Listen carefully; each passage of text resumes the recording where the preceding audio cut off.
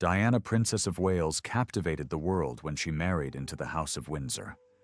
Unfortunately, she couldn't get the same unconditional love or attention from her husband, nor her in-laws. From there, she was sucked into a whirlwind of struggle and scandal that ended with her untimely death. But as we'll see, that's just one part of it. And the real story of Princess Diana is so much more tragic than people know. Now, Princess Diana's son has finally confirmed what many suspected all along. Her family was very close with the Windsors. Even as a child, Princess Diana had ties to the royal family through her lineage and upbringing.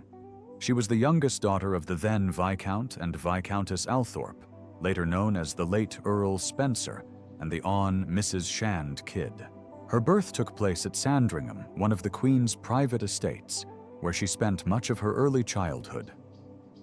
Growing up, Diana had the privilege of counting young princes Edward and Andrew among her childhood playmates, and she affectionately referred to Queen Elizabeth as Aunt Lilibet, as noted in a 1981 Daily Times article covering her marriage to Prince Charles. Furthermore, Diana's family had long-standing connections to the royal household. Her father had served as a royal equerry in the palace, first for King George, and later for a young Queen Elizabeth. Meanwhile, her mother had been a lady-in-waiting for the Queen Mother. Their wedding in 1954, held at Westminster Abbey with the Queen, as the chief guest, was considered a significant social event of the time. These familial ties provided Diana with a unique perspective and understanding of royal life even before her marriage to Prince Charles. She was born into a tense situation. Diana Spencer's journey began amidst the tumultuous dynamics of her family long before she entered the royal spotlight. Her parents, John and Frances Spencer, both held esteemed positions in the nobility, but their marital struggles cast a shadow over their household. The loss of their third child, a son, shortly after birth in 1960, left the family reeling with grief. Diana's arrival in July 1961 brought some solace, yet the lingering sorrow from her brother's passing persisted. In the years following Diana's birth, her family experienced both moments of joy and continued strife. The birth of a son. Charles, 3 years later, offered a glimmer of hope, but it failed to alleviate the underlying tensions. Diana's elder sisters sought refuge in boarding schools, leaving her to navigate the familial discord alongside her younger brother. Despite her efforts to shield him, Diana herself was not immune to the turmoil that surrounded her.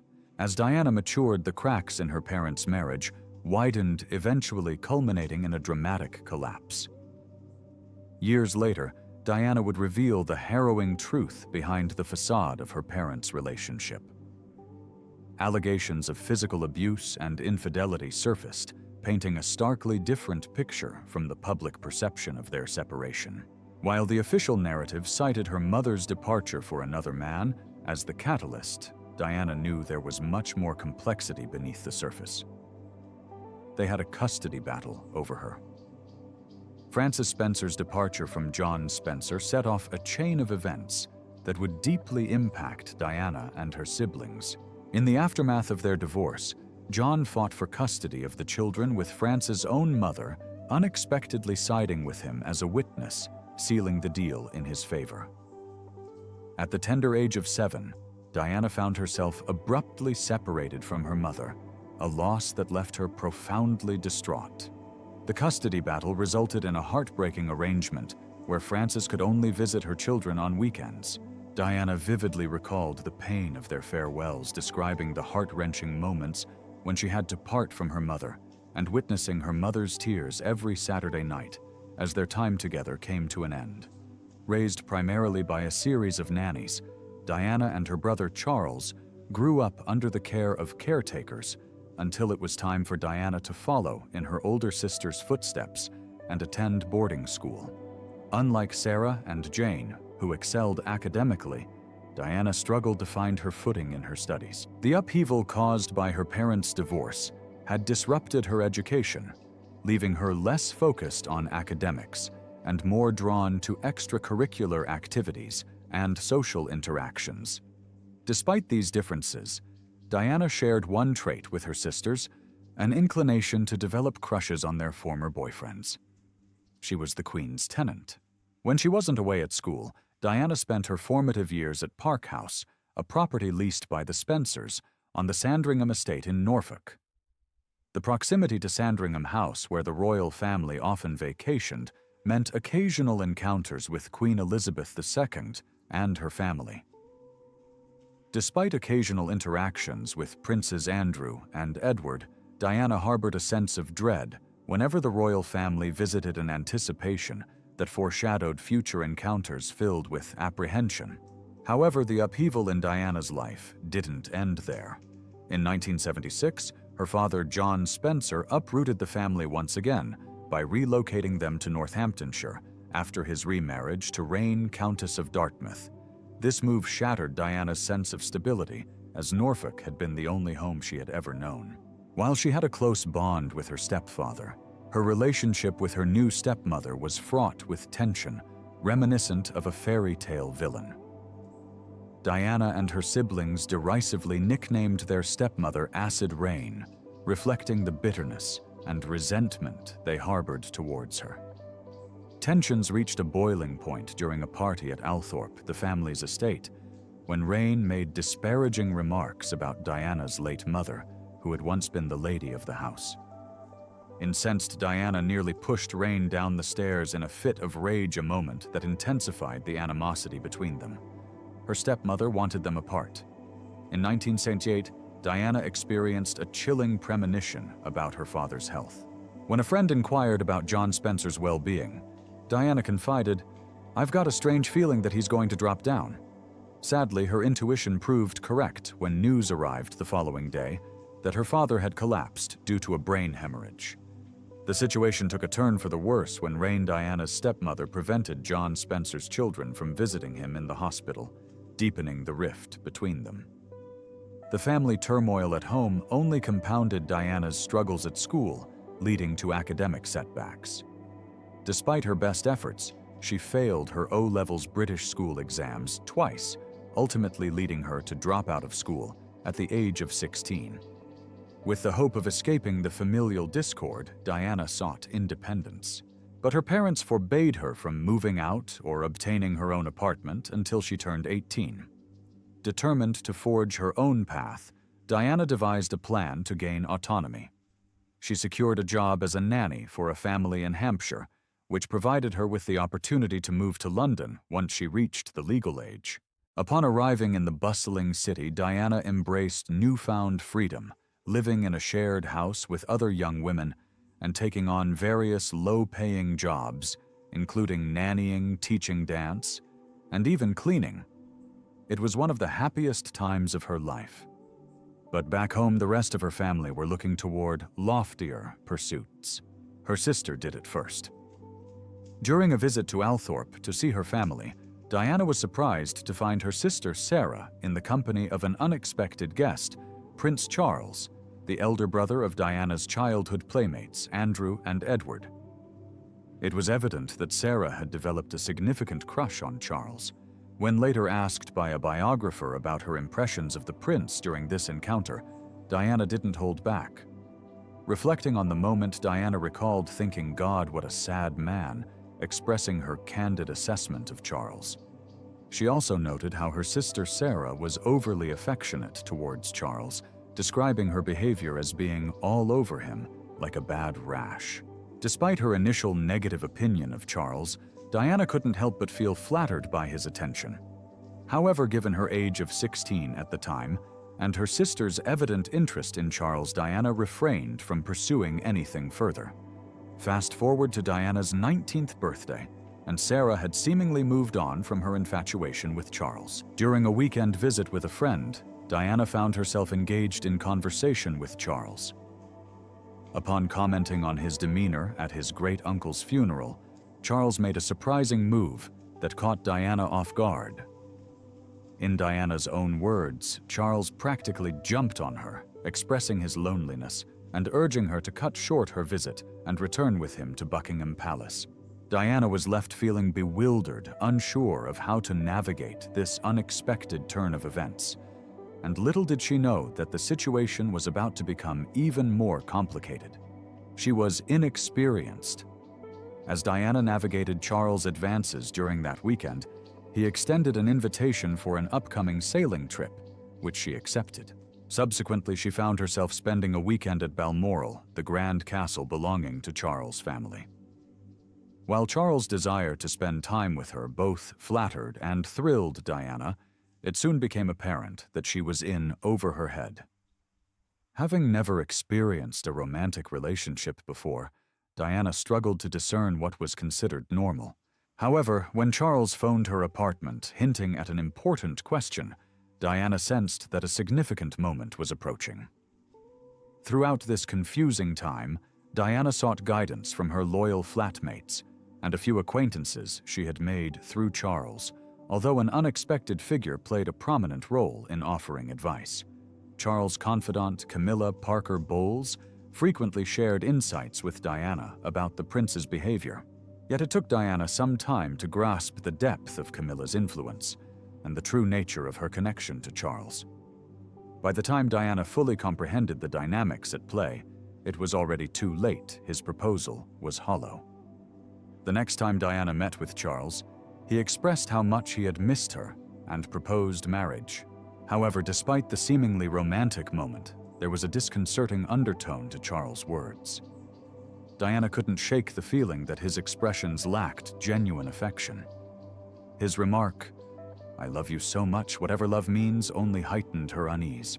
Although Diana sensed that something wasn't right, her youth and innocence prevented her from fully recognizing the significant red flags. The surreal nature of the situation, the brief and less than romantic courtship with Charles, their considerable age gap, and the realization that accepting his proposal could lead to her one day becoming the Queen of England, left Diana feeling stunned and overwhelmed. Despite having spent only a handful of times together, she agreed to marry him.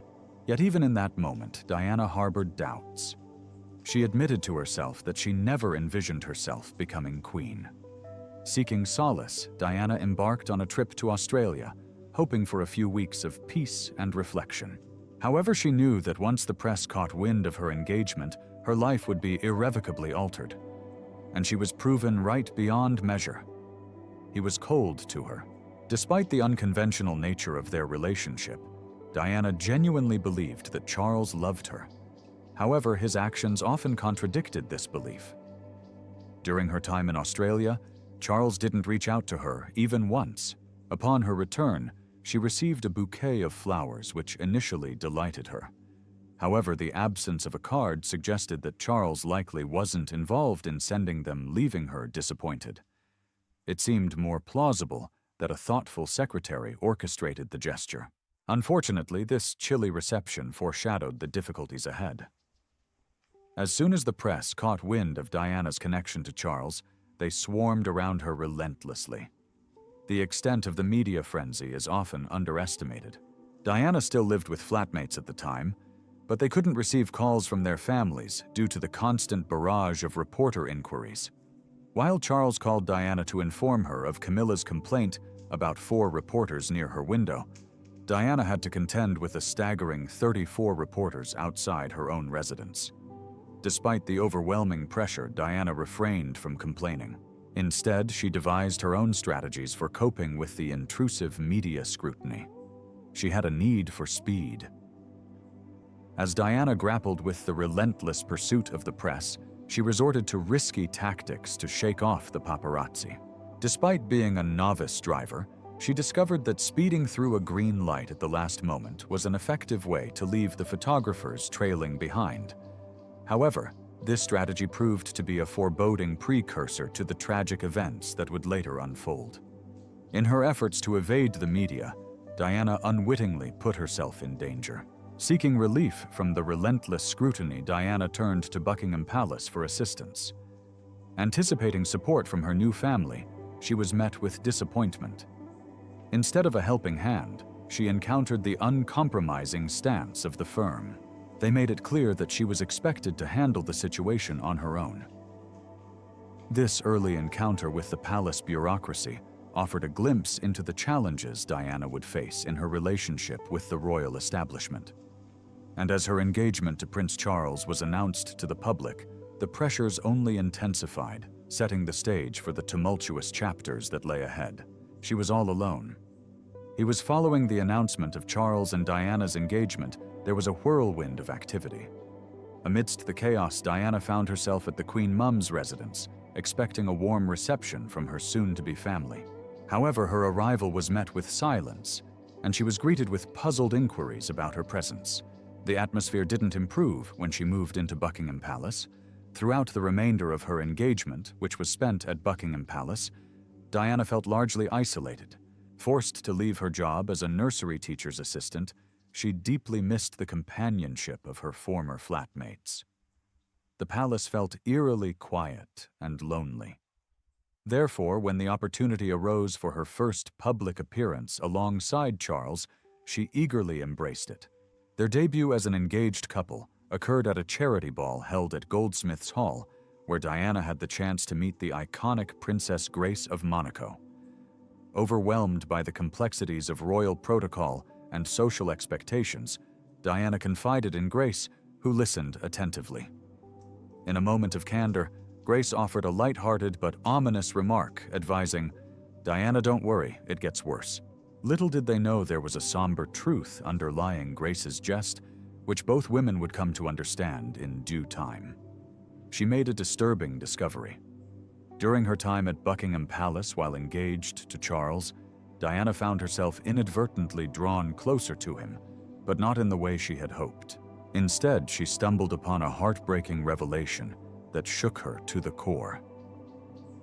One day she overheard Charles on the phone, expressing undying love to Camilla, stating, "Whatever happens, I will always love you." Additionally, Diana uncovered their affectionate nicknames for each other, Gladys and Fred, upon discovering a bracelet Charles had commissioned with those names engraved. The discovery left her stunned and contemplating her future.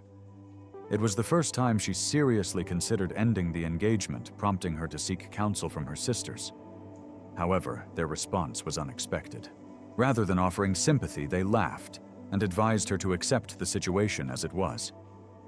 Despite the harsh reality, Diana understood their perspective and realized that humor might be her only coping mechanism. Nevertheless, the tension between Diana and Charles intensified.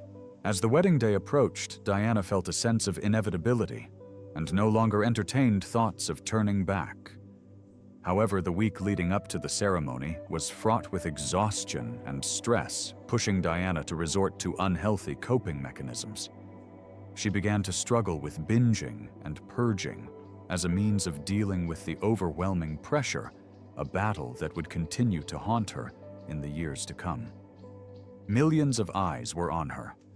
On July 29, 1981, Diana Spencer made her way down the aisle of St. Paul's Cathedral to meet Charles, Prince of Wales.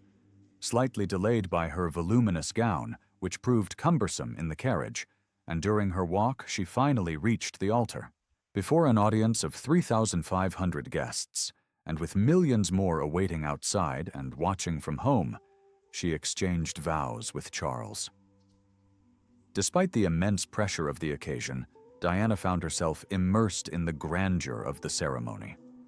In that moment, her love for her new husband overshadowed any lingering anxieties, even with the knowledge that Camilla was present in the church, observing the proceedings.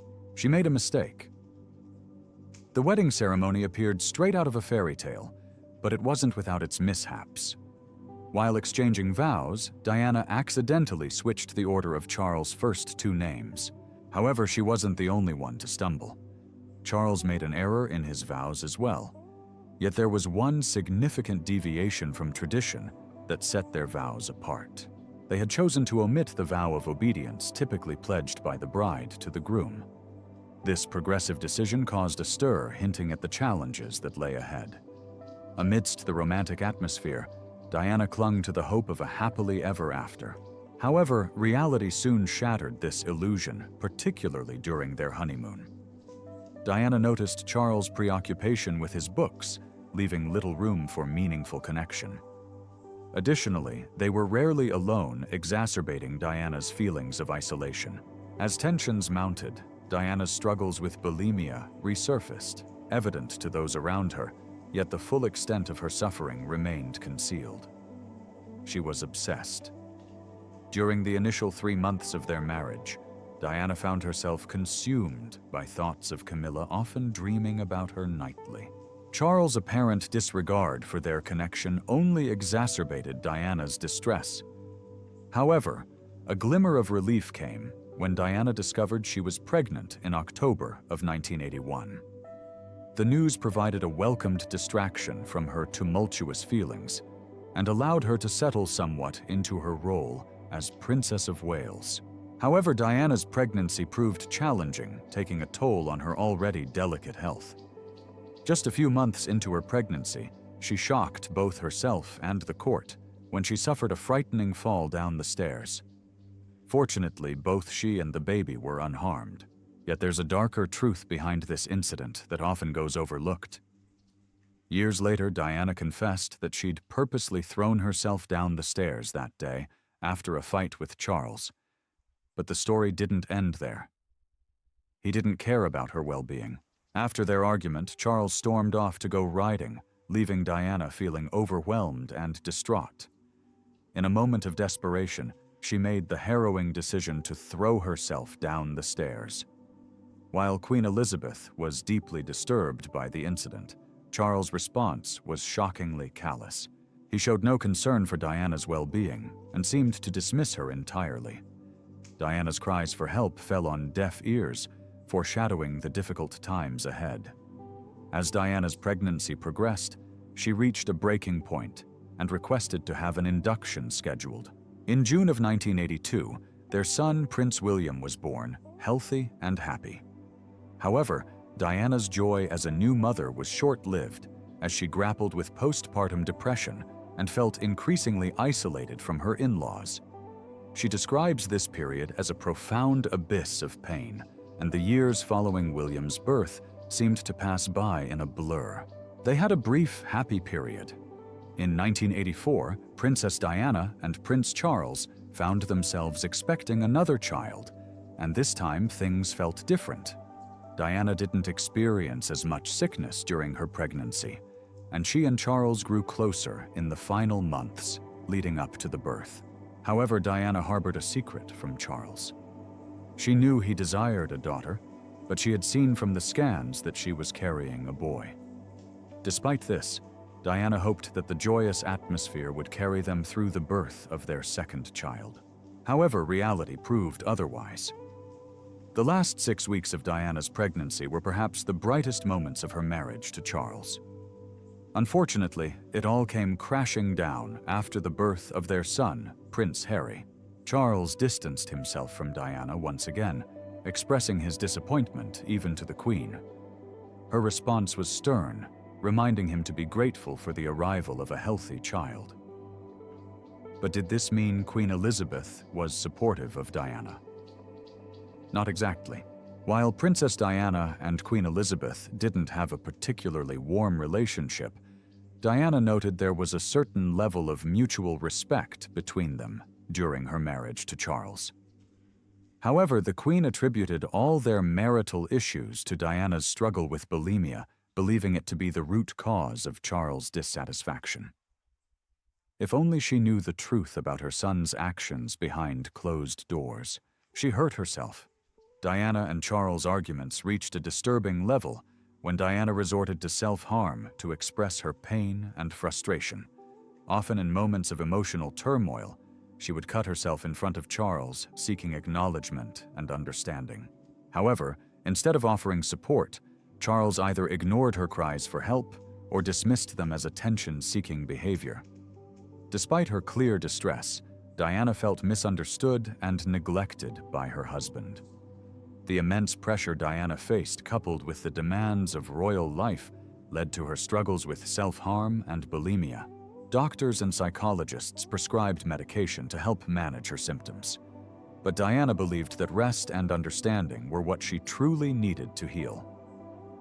Unfortunately, her pleas for respite fell on deaf ears, as her packed schedule of royal engagements persisted. While she found purpose in her charity work, the rest of her obligations only deepened her sense of dread and isolation. He betrayed her again. After 5 years of marriage, Diana was at her breaking point. The realization that Charles was back with Camilla shattered her, but instead of retreating into herself, she sought solace and happiness amidst the despair. Watching Charles and Camilla rekindle their romance, Diana decided to play the same game. She turned her attention to James Hewitt, a member of the household cavalry and her riding instructor.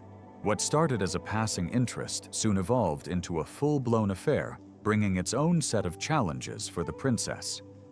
However, Charles wasn't the sole source of Diana's troubles. His entire family contributed to her struggles.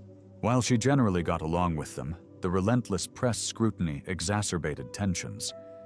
Her relationship with Sarah Ferguson in particular was icy until a tragic accident brought them together in an unexpected way.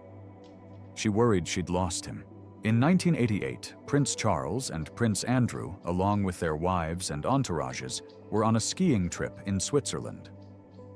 Fergie, who was pregnant at the time, returned shaken after a fall, and Diana was helping her to bed when they overheard an aide mention an avalanche. Fear gripped them both, knowing their husbands were still on the mountain. After a tense wait, Charles called to assure them of his safety, but delivered the devastating news of the loss of their friend Major Hugh Lindsay. In that moment, Diana took charge. The shock of the accident left Charles unable to act, so Diana stepped in, organizing arrangements to repatriate Lindsay's body to his wife. As the days passed, the tragedy deepened. Lindsay had been married for less than a year, and his pregnant wife Sarah was left to grapple with the loss. Diana provided support, taking care of funeral arrangements and offering comfort to Sarah throughout the ordeal. But for the royal family, the worst was yet to come. They found he was at fault. Diana and Charles believed the worst was behind them after the accident, but they were mistaken. Authorities launched an investigation to determine if Charles could be held accountable for negligence, as he was responsible for the skiing party. Although no charges were filed, it was confirmed that Charles' group triggered the avalanche that resulted in Lindsay's death. Amidst the stress and grief, Charles directed his frustration towards Diana. Initially, Diana reverted to old coping mechanisms, struggling with binging and purging. However, with the support of a friend who issued an ultimatum, Diana made a pivotal decision to seek treatment for her bulimia, taking the first step towards recovery depth. She finally fought back. Seeking help for her bulimia empowered Diana, giving her the courage to confront both her husband and Camilla. Despite typically avoiding Camilla, Diana felt compelled to attend her sister's 40th birthday celebration in 1989, determined not to let Charles go alone. After allowing them some time together, Diana intervened, asking Charles and his friend to leave. Alone with Camilla, Diana calmly addressed the elephant in the room, acknowledging the affair between Camilla and Charles. She didn't make grand demands, but simply requested honesty and respect. With that, Diana left feeling a weight lifted from her shoulders. Though it didn't halt Charles and Camilla's relationship, it marked a significant step forward for Diana in asserting herself. She opened up. Battling bulimia had left Diana feeling disconnected from those around her, including her husband, and it isolated her from the world. However, emerging from that struggle allowed her to reconnect with humanity.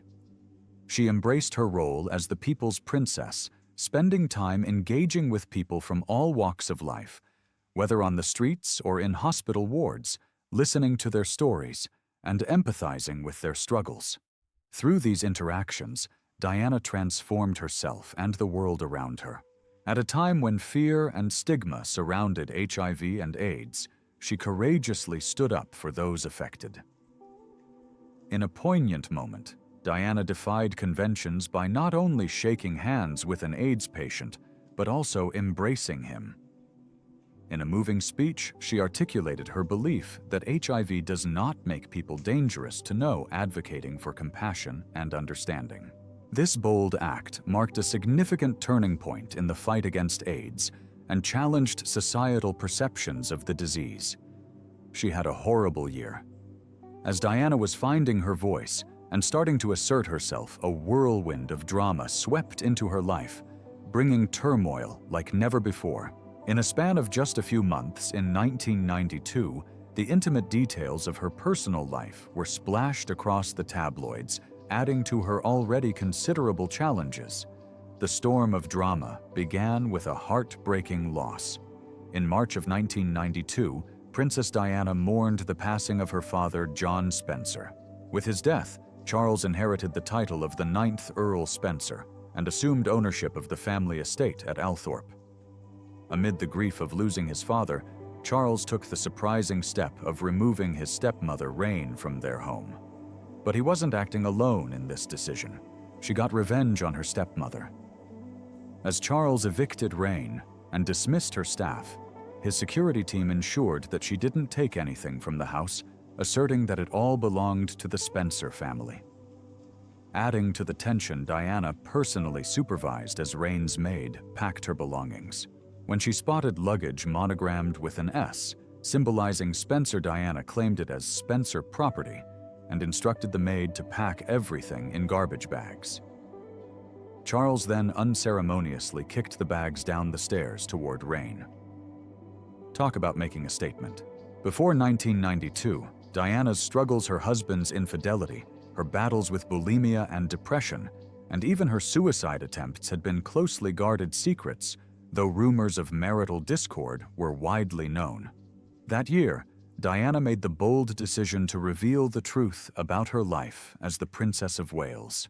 In June, excerpts from the book Diana, Her True Story began appearing in the Sunday Times with headlines such as "Diana driven to 5 suicide bids by uncaring Charles." With her story now public, it captivated the world's attention like never before.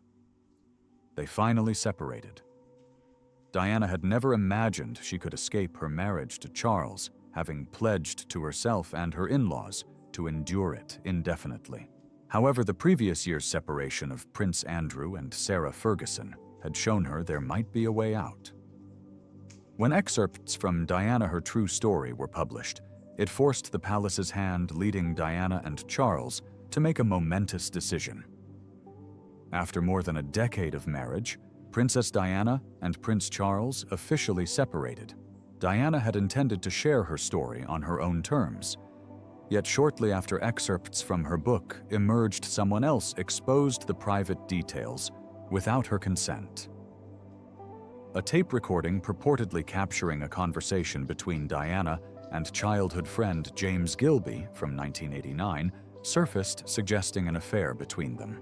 In the recording, she expressed concerns about a possible pregnancy, while he affectionately referred to her as "darling" and "squidgy," prompting the media to dub the incident "Squidgygate." But the revelation of secret tapes was far from over. Princess Diana faced the fallout from Squidgygate, but there was yet another alarming secret tape waiting to surface. This time it captured a conversation between Charles and Camilla from 1989. The recording, spanning 8 minutes, was remarkably explicit and contained a notorious exchange where Charles expressed a desire to inhabit Camilla's trousers, perhaps as a tampon, quite cringeworthy. The controversy surrounding the tape reached a fever pitch, prompting both Diana's and Charles's staff to engage in a covert PR battle behind the scenes, each vying for public sympathy. But they weren't the only ones involved. Prince Philip reached out to Diana, expressing hopes for reconciliation. Meanwhile, Diana had also been busy with her own correspondence, having written letters to the Queen Mother. The contents of these letters remain a mystery, but they were deemed so scandalous that Princess Margaret, Charles's aunt, made the decision to burn them in 1993. Little did anyone know there were more shocks in store. She spilled the beans. The media hounded Diana relentlessly, concocting one scandalous story after another and linking her to various individuals. In a bold move to reclaim her narrative, Diana granted a revealing interview with Martin Bashir. It was during this interview that she famously quipped, "Well, there were 3 of us in this marriage, so it was a bit crowded, referring to her husband's extramarital affairs. The interview marked a turning point after enduring years of turmoil. In December 1995, Queen Elizabeth penned a letter to both Diana and Charles urging them to pursue a divorce. They agreed, but the drama didn't end there. Rather than disputes over custody or finances, the focus shifted to Diana's title as Her Royal Highness. Reports surfaced that Prince Philip had threatened to strip her of the title months earlier. Diana's response was nothing short of memorable. "My title is a lot older than yours, Philip." While the Queen was supportive of Diana retaining her title, Charles pushed for its removal. However, Diana found an unexpected ally in her corner. They knew she loved them. Throughout her son's upbringing, Diana showered them with boundless love and affection, a devotion that left a lasting impression. Their unwavering loyalty to her was evident, especially when Prince William vowed to reinstate her title once he ascended to the throne. Time would tell if he would uphold that pledge. Amidst the title dispute, a particularly malicious rumor surfaced during the divorce proceedings. It was speculated that Diana herself had propagated a story alleging Charles' involvement with his personal assistant Tiggy Legabork, and even suggested she had terminated a clandestine pregnancy. Reports claimed Diana confronted Tiggy at a social event, offering a remorseful remark akin to sorry about the baby. It was a tumultuous period, and the divorce failed to bring about any respite. Following the legal conclusion of her marriage to Charles, many anticipated Diana's return to her ancestral home, Althorp, a place she and her brother Charles had reclaimed from their stepmother. However, Diana opted against residing there, instead choosing to spend her remaining years in a set of apartments at Kensington Palace. She believed in signs. Diana maintained a circle of psychics and astrologers within her inner circle, consulting them for insights into her life. While she often approached their predictions with a degree of skepticism, there were occasions where she placed significant belief in their foresight. Prior to her divorce, she confided in a friend who predicted she would marry somebody who's foreign or who has foreign blood. Although Diana did not enter into another marriage, the prediction held a semblance of truth. Following her divorce, Diana embarked on a relationship with Hasnat Khan, a British Pakistani heart surgeon. This wasn't merely a fleeting romance. Diana was deeply enamored with Khan. However, their love faced formidable challenges due to Khan's intensely private nature. Diana found herself compelled to fabricate stories to conceal their affair, initially managing to keep it under wraps. Yet the strain of secrecy eventually became unbearable. They even considered tying the knot, but Khan was wary of the relentless media scrutiny that would inevitably engulf them, potentially jeopardizing their privacy and peace of mind. However, there might have been additional complexities underlying their decision.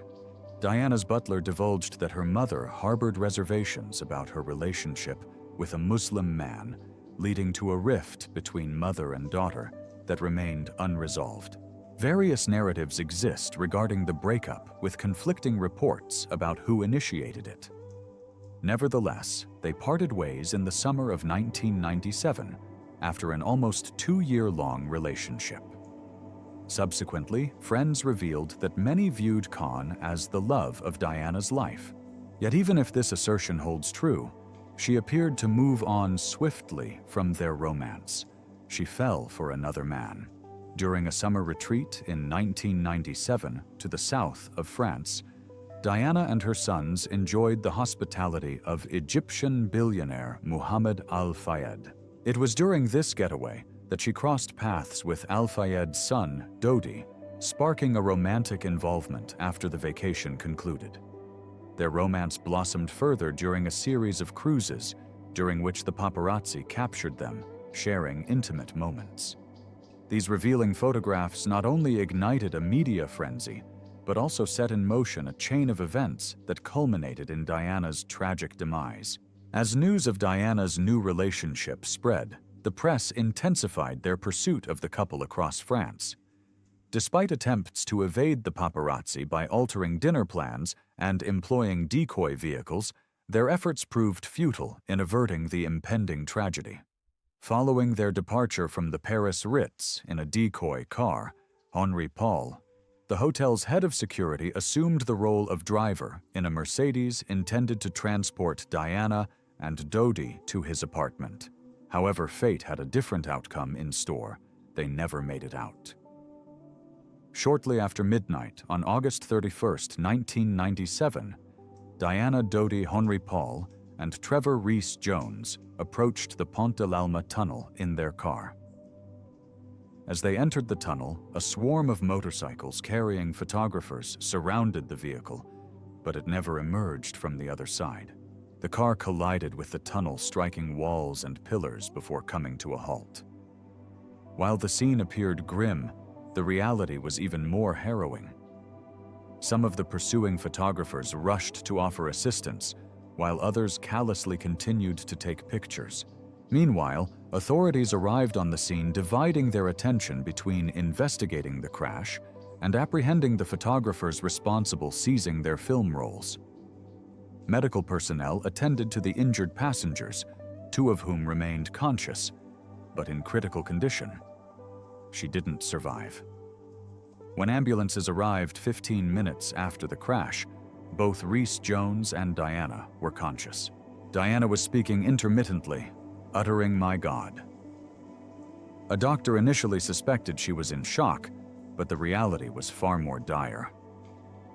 Shortly after emergency medical technicians extricated her from the car, she went into cardiac arrest. Despite their efforts to revive her, she was pronounced dead upon arrival at the hospital, revealing more extensive injuries than initially believed. Approximately 3 hours after the crash, Diana was declared deceased. The aftermath of her passing was profoundly heartbreaking. Prince Charles and her sisters hurried to France to retrieve Diana's body, while mourners left over 1 million bouquets outside the gates of Kensington Palace.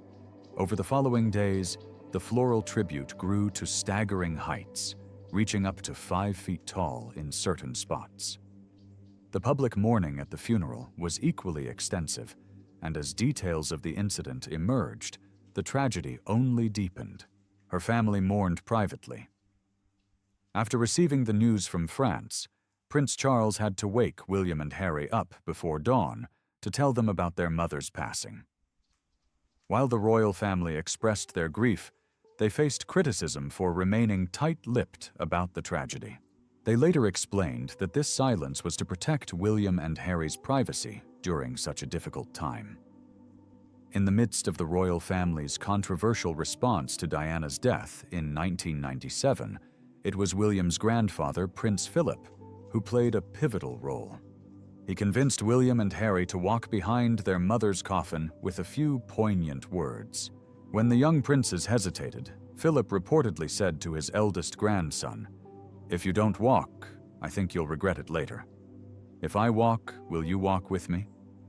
At the funeral, Philip, William, Harry, Charles and Diana's brother, walked behind the coffin from Westminster Abbey to Buckingham Palace, watched by millions. However, many still sought answers about what had transpired. He had been hiding something. After Diana's death, several investigations were launched to determine the causes of the crash. While speed and the presence of paparazzi were expected factors, there was one surprising revelation. The driver, Henri Paul, had both alcohol and prescription medication in his system. While many investigations attributed the crash to this combination, others remained skeptical. For almost 10 years, Mohammed Al-Fayed, the father of Diana's romantic partner Dodi Fayed, who also died in the crash, claimed that his son's death was the result of a murder plot orchestrated by MI6. He tirelessly campaigned for further investigation, even demanding the release of the NSA's file on Diana. Although Al-Fayed eventually ceased his efforts, it wasn't because he stopped believing. Rather, he chose to let it go for the sake of William and Harry. However, his theory is not the only conspiracy surrounding Diana's tragic end. And intriguingly, Diana herself entertained a few conspiracy theories during her lifetime. She was suspicious. Princess Diana always harbored suspicions that the firm had it out for her, and she had good reason to think so. Consequently, she occasionally tasked her own staff with investigating incidents. One of their more surprising discoveries pertained to the leak of the tape, famously known as Squidgygate. Following her death, one of Diana's staff members revealed that he had concluded that the establishment, as he termed them, had deliberately leaked the tape to embarrass her. But this was just the tip of the iceberg when it came to disturbing allegations about them.